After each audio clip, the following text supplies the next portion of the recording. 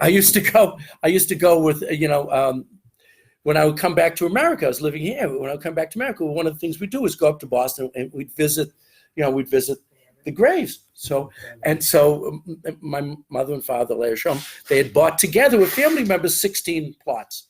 And so we'd go there, and my mother would go around saying, I outlived them all. I can't believe I'm the only one left. It's like that's the only empty spot. That's mine. And it's like not a comforting thought. Chaf. We have to finish. Tavo ki ador avot. You'll come until the generation of their ancestors.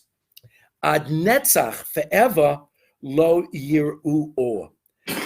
And forever, they will not see light. Until netzach, they will not see light. So what does that mean?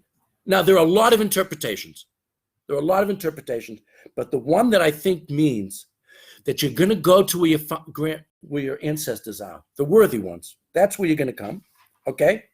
And until Netzach, you're not going to see the light. You're going to be in this shadow world, this Olam Haba. It's nice. It's because that's where the tzaddikim are. But they will see Or when Netzach comes. Until Netzach. And what is Netzach? Netzach is the Geula Shlema, Mashiach, whatever, however you define, Mashiach may be the harbinger, may come a little bit later, however you figure out what that final Geula Shlema process is, okay?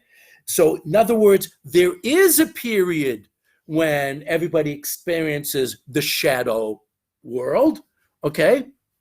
There is a period when people experience that, but you're there with your ancestors, the worthy ones, and you won't see the light until that time that we call Netzach. Netzach, we translate sometimes as eternity. We translate Netzach sometimes as victory, success, ultimate victory. Nitzachon, okay? So that the people that get it will leave this earth for whatever time and be without the light until the time of Netzach is the normative approach on Chaf.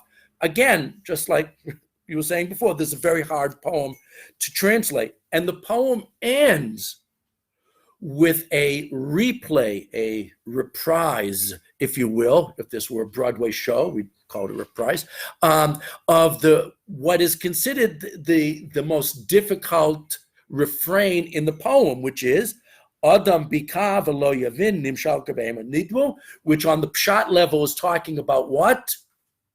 Talking about we die like animals, just like the animals die, we're going to die.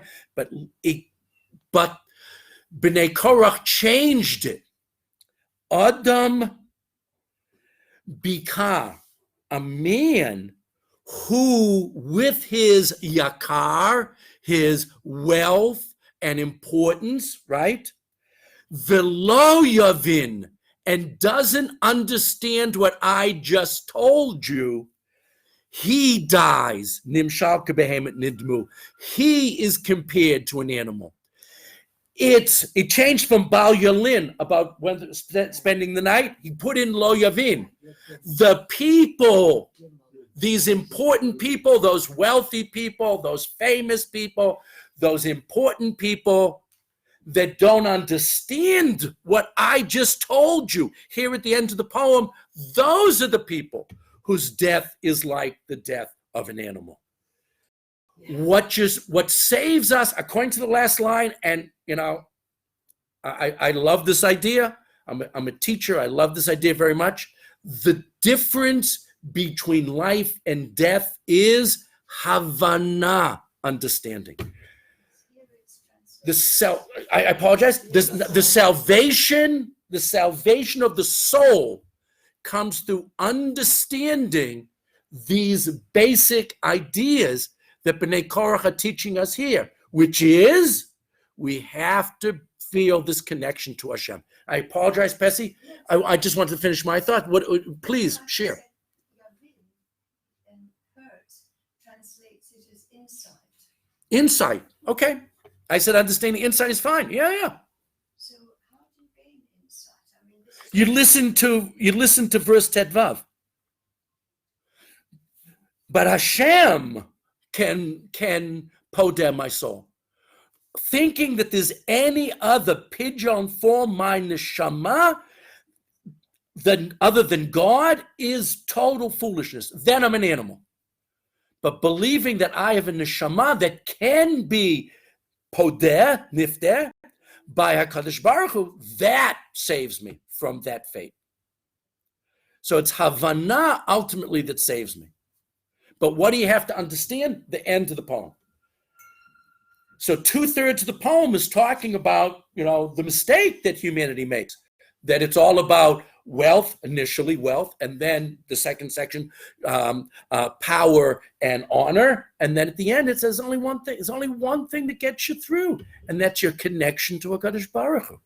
And that's what we have to always spend our lives working on. And that ends up being a beautiful message to say in a Shiva house, because it's a difficult time. It's a very difficult time for these people saying goodbye. And so, what are you supposed to do in a Shiva house? One of two things. The first thing is you're supposed to think about the person that passed away.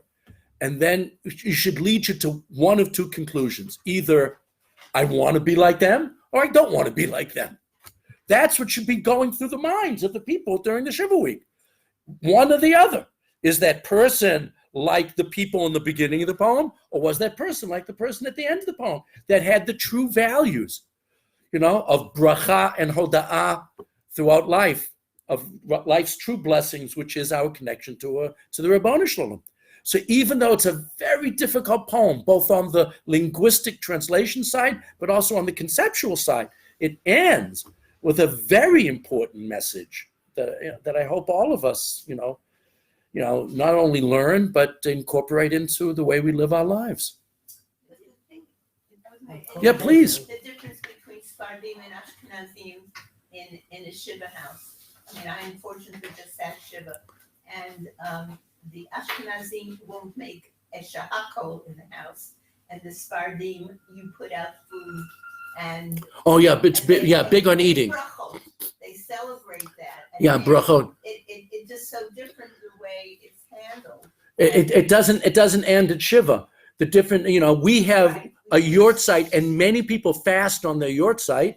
Okay, I can't. Both of my yortzeits, my mother and father, are on days when it's prohibited to fast. It's interesting. But they didn't. My parents always were concerned that I not be tough on myself. They always wanted to make things easy on me. Okay, but that's the minhag amongst Ashkenazim. But Sephardim don't have a yortzeit; they have a hilula, and they have a party.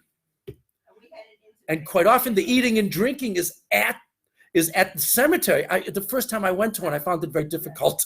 but it's their minhag. They brought the food into the cemetery. Stick the tzitzis inside, and you take Yeah, the food.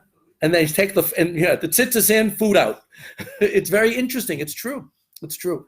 Yeah, please. I was just going to say that it's very, very interesting. Unfortunately, I missed the first part last week.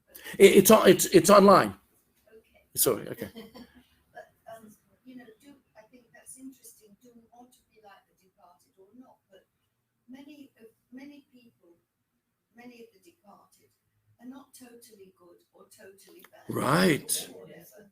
So, Hopefully, at every shiva we can find good things to say. As a rabbi who unfortunately had to often speak at funerals, that was part of the job was to find those positive things. Some people was very easy, some people wasn't so easy. But you have, because you want to say these things for the family to emulate. Yeah. I'm sorry. What was the word you said in the end? Hila? Something like that? Hilula. No, not about the... Not about the Sephardim? Now I don't know what you mean. The very last aleph, I guess. Adam bikav lo yavin It's like the saving grace of is Havana.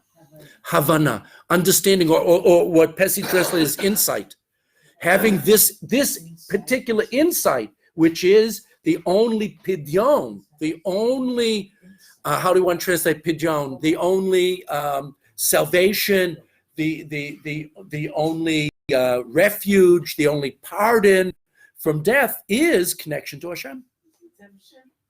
Redemption from death. The other side is Tovana. Yeah. Tovana. But you can translate it here as Yavin is in terms of the verb here. And that's the message you have to take away from the poem. That's what you have to really, carry with us, in life. And spend a life of bracha and hoda'ah, of blessing and thanksgiving. The more optimistic you are, your Weltanschauung, your worldview affects whether or not you spend your twilight years, cogent or not. The people that are depressed are usually the people that, always have these negative thoughts throughout their lives. So the positivity helps us a lot. Genetic is a big deal. I can't. But you do what the other thing is? The other thing is the marshmallow test. The marshmallow test. The marshmallow test is they took little kids and they gave them a marshmallow and they said, if you eat this marshmallow, but if you wait 5 minutes, I'll give you another marshmallow. You have two. The kids that waited, they did studies on the test was first done in the 60s. These kids did better in school. They got to better colleges. They earned more money in life. And as older people had more of their marbles than the others, because it's very important. The idea that you're able to postpone. You don't need instant gratification. Yeah, to postpone gratification really is a tremendous. In other words, you are in control.